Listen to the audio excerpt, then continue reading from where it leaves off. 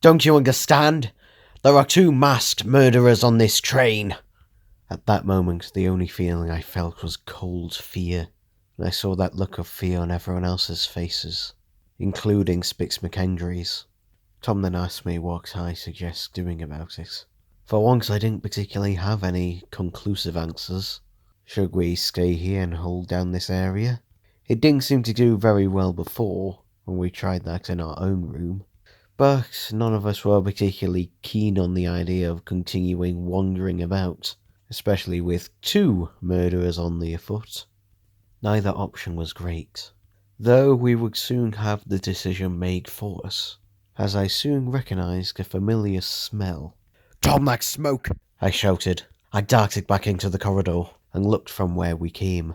The carriage had been set on fire, from most likely being doused in petrol and then set alight.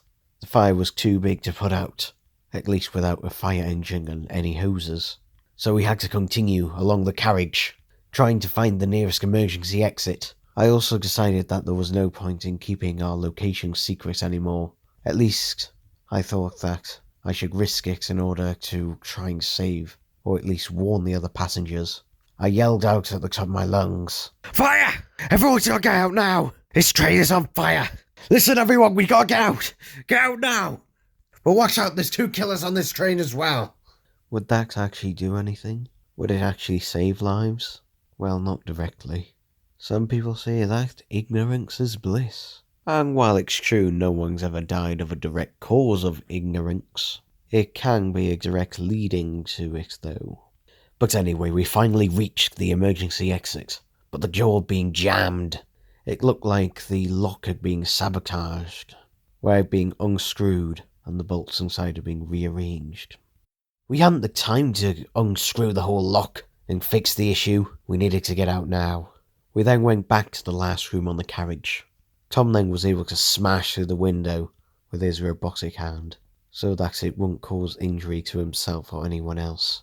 I then used my claws to rip up the fabric around the seats and placed it over the frame of the jagged edges that remained of the glass window, so that we would not injure ourselves when getting out. I told Tom that he should go out first, so that he'd be able to catch and help everyone off. He agreed and quickly jumped out. Luckily it was only a few feet to the ground. Tom was followed by James, and I quickly took Sarah out of the papoose and gently lowered her down to Tom. McKendry then raised his arm in a gesture for "you first." However, I then put my hand behind his back and forced him forward and told him, "I don't want you out of my sight. For all I know, you could be involved with this and just got your so-called attacker to tie you up. I assure you that that is not the case. Whatever, we don't have time to argue now. Get out of here now." McKendry then proceeded to jump out the window. I then immediately followed behind him. We all stood and watched the carriage become engulfed in the flames. However, we didn't see anyone else exit the carriages. In fact, through the windows, we were able to see that the rest of the carriages were empty. It seemed that by this point there was no one else on the train. I hadn't really been paying attention to people who got on and off. Perhaps this is why the murderer, or now murderers, had waited this long. Now that the train was all but empty, they were basically free to do whatever they wanted, and more than likely get away with it as well. However, there was another possibility.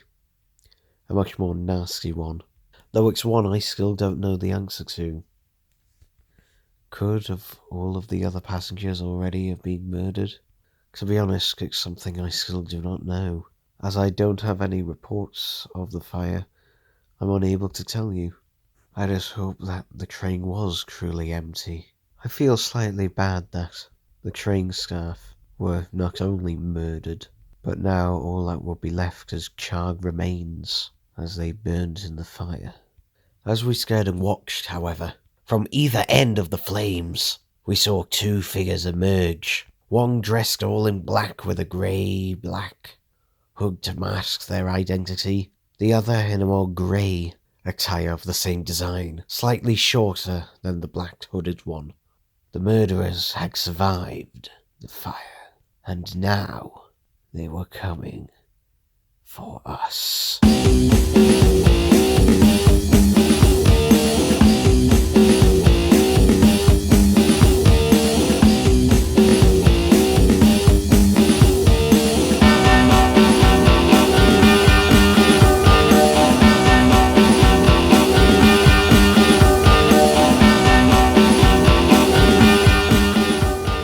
It took us mere microseconds to start running from the blaze which had once been a train. I still had my gun in hand. However, now the two figures had exited the fire, they were now covered by darkness.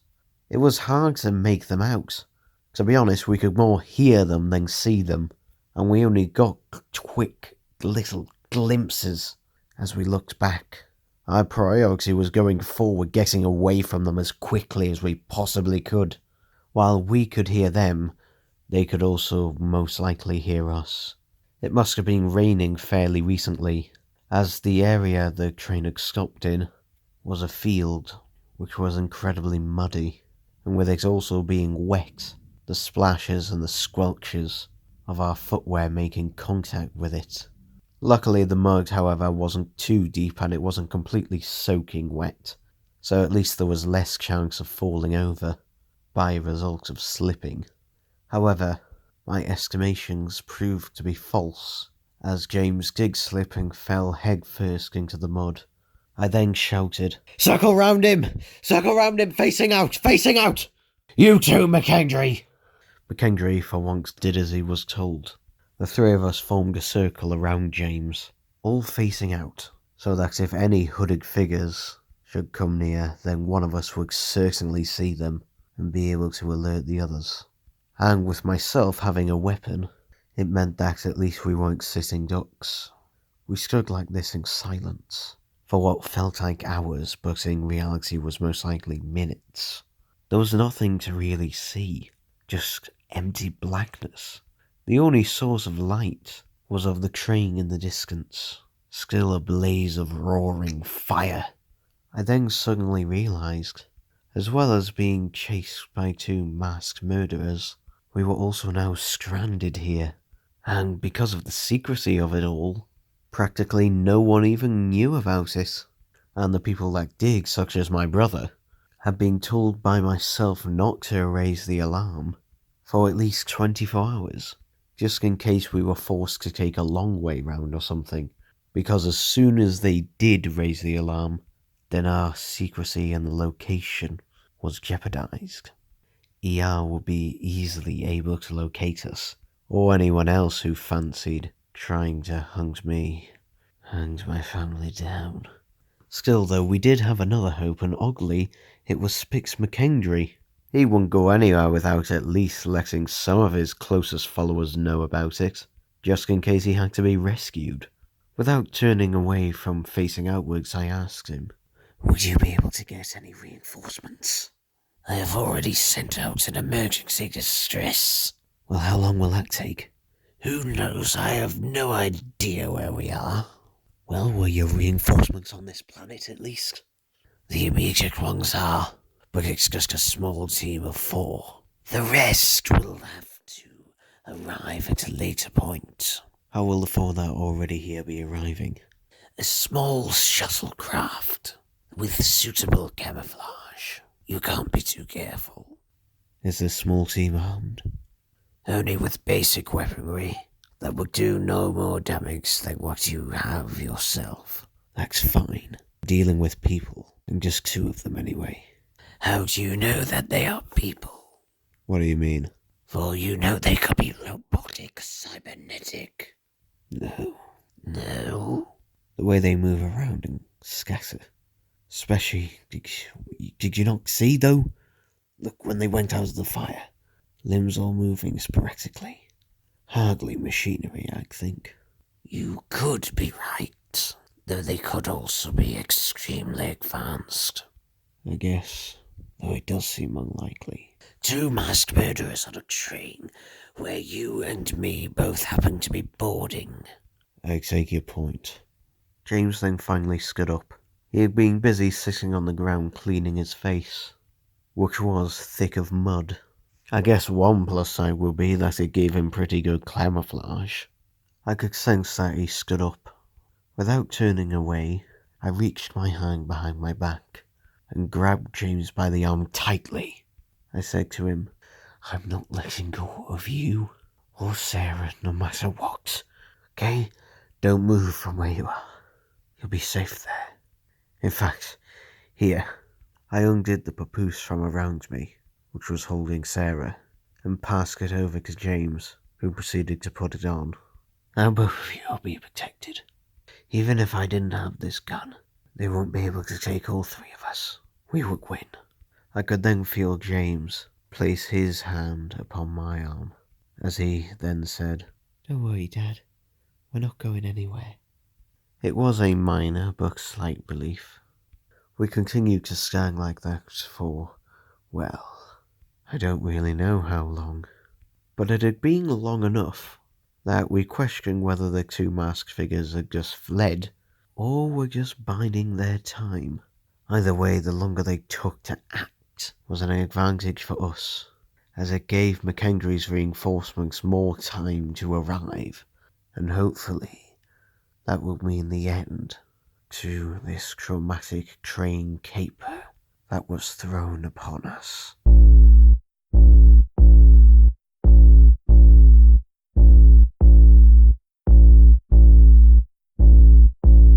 However, this was not to be the case, at least not yet anyway. It wasn't over, not yet. As out of the shadows, I could make out the grey outline of the shorter grey hooded figure. It began running towards us, firing, the shots nearly hitting Tom. I then fired back. Luckily I was a better shot than our attacker. They dropped to the ground.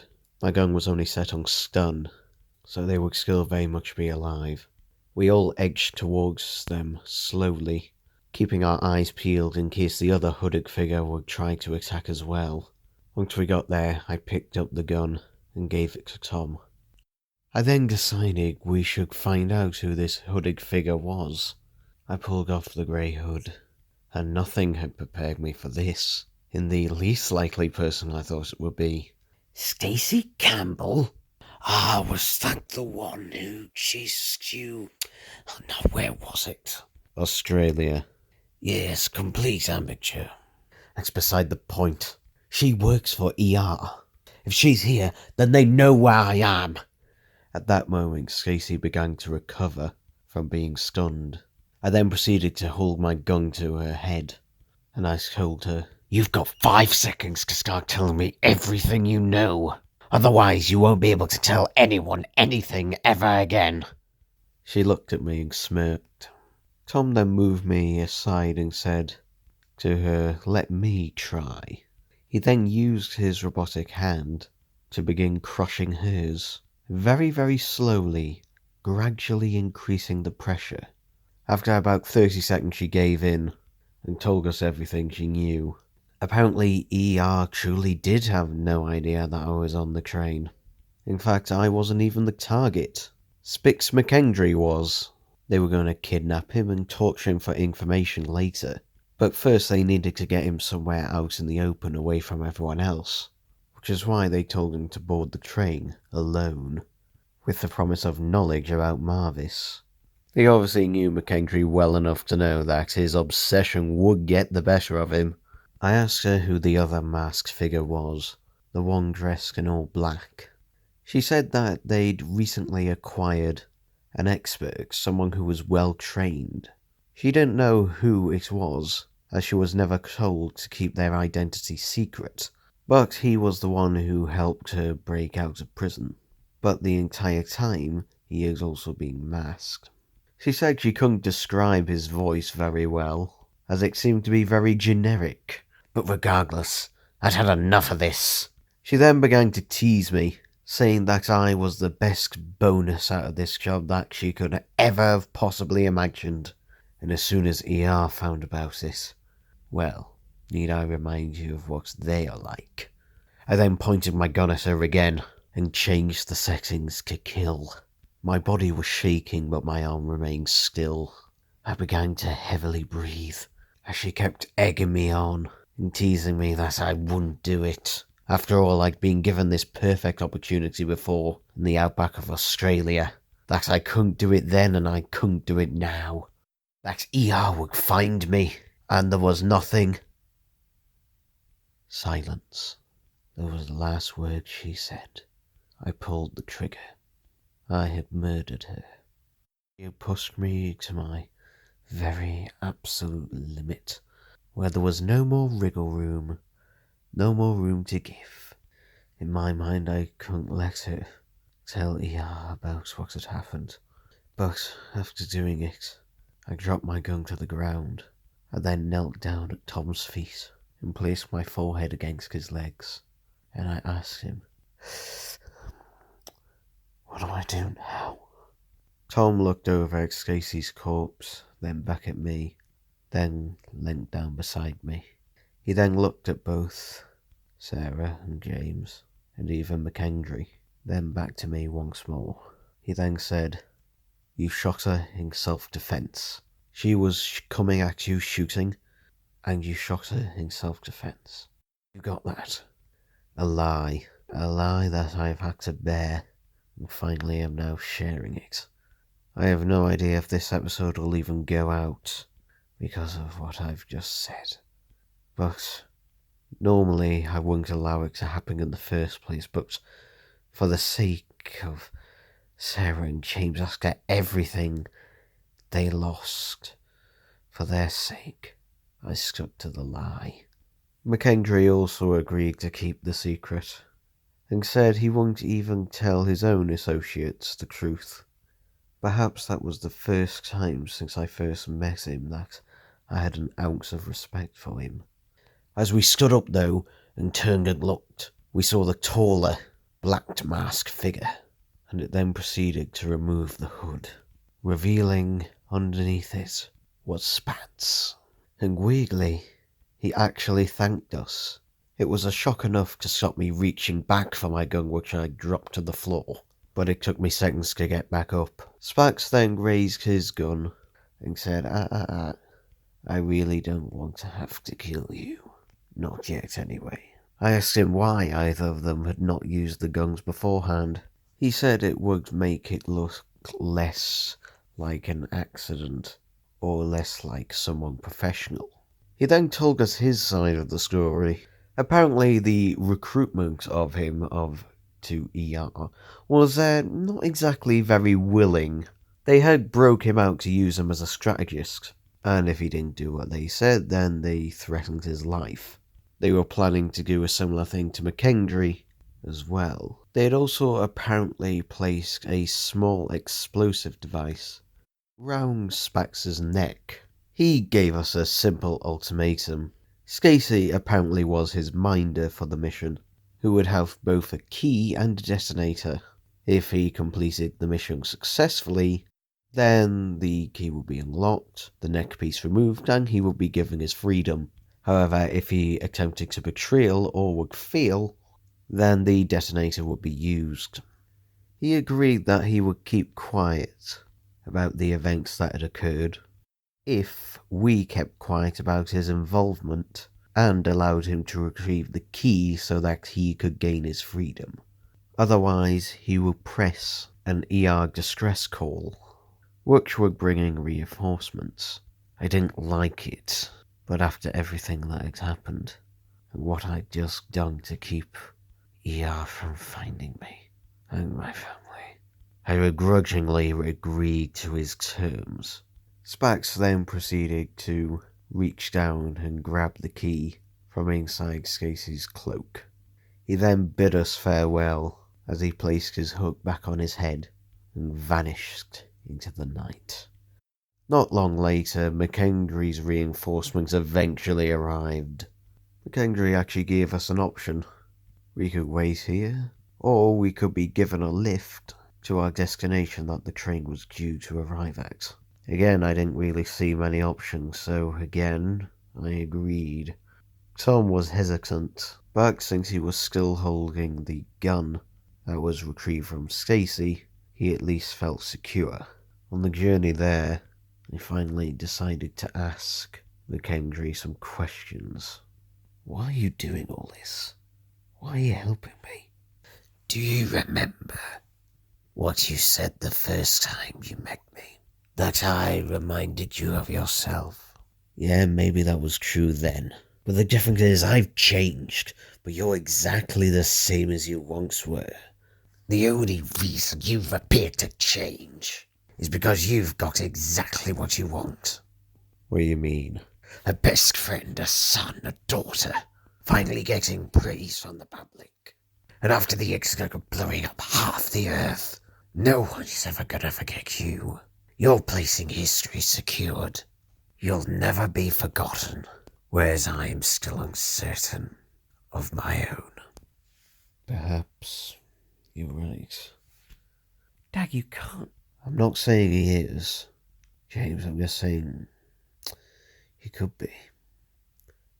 It's a good theory and it makes sense. But even after all that, I'm still nothing like you. Maybe not, but we do have the same goals. We just go about them differently. After all, I don't kill unless absolutely necessary.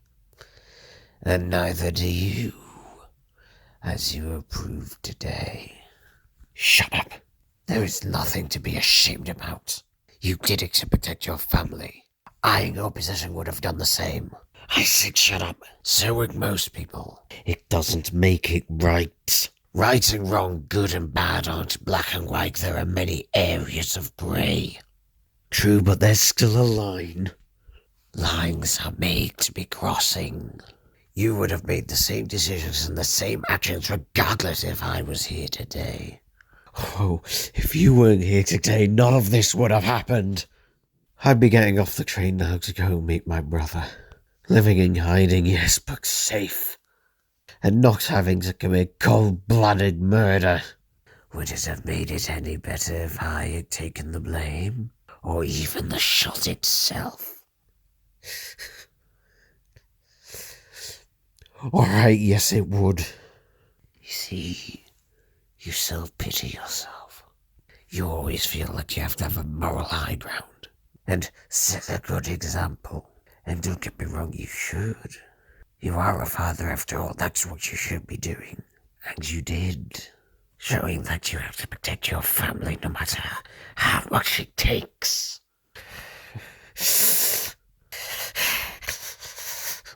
The worst part is you could be right. And that terrifies me. And... What's happening? The Mr. Virus. James then rang over and gave me a medication that was supposed to help ease the pain. Tom then helped to lay me down. I then remained pretty still and quiet for the rest of the journey, not moving or even talking if absolutely necessary. When we finally did arrive, I was helped up to my feet by Tom. James was carrying Sarah in the papoose. As I was leaving, I turned back to McKendry and said, regardless of everything, of our differences, thank you for what you did today. My pleasure. Until we meet again, Mr. Doncaster. I feel that today, however, you may find me less of a black or white and more of a shade of grey. Wouldn't you agree? Perhaps, or perhaps I now see myself in that shade of grey. And with that, we exited McKendry's shuttle. It then immediately took off, leaving us at the train station. It was cold and wet and it just began to rain. Tom helped me over to the nearby seating so he could sit me down. He then gave me a once over, checking all my vital signs, just to make sure I'd be alright. The doctors had told him anything to watch out for example, lack of responses, or extreme high or low blood pressure. Once he was satisfied, he then took Sarah out of the papoose to give James a bit of a break. After all, it was asking a lot of him to carry around a baby. After all, we didn't want to give him spinal injury. He then gave Sarah to me and said, "Here, hopefully she can cheer you up after the long day you've had." I clasped her in my arms, looking into her eyes of complete innocence. I then kissed her on the forehead and then said, "Tom, you all do." And with that, both Billy and Tom sat on the seat beside me on either side. We waited patiently but quietly in the rain to be picked up by my brother. Not even he would know of the events that had just passed moments beforehand. After all, it was an event that we did not wish to remember, but also did not wish to forget, as hopefully we would learn from it and would never have the same things repeated ever again.